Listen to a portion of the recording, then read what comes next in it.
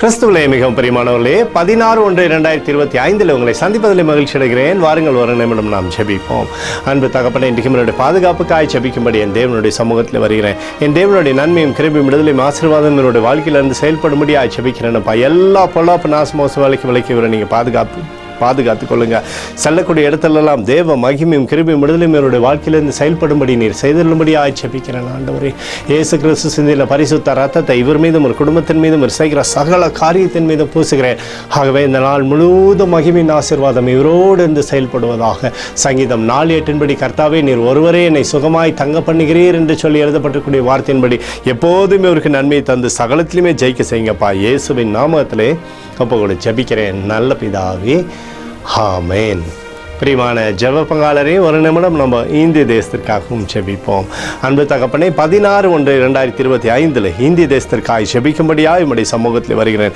இந்திய தேசத்தை நீங்கள் ஆசீர்வதிக்கும்படியாக ஜெபிக்கிறேன். தேசமானது நன்மை பெறட்டும் அப்பா. சுகமும் கிருபையும் விடுதலையும் சமாதானமும் தேசத்திலிருந்து செயல்படும்படி நீர் செய்திரும்படியாக ஜெபிக்கிறேன். எனக்காக அடித்து நொறுக்கப்பட்டு இயேசு கிறிஸ்துவும் அவர் சிந்தின விலையேறப்பட்ட ரத்தத்தை வைத்து ஒப்புக் கொடுக்கிறேன்.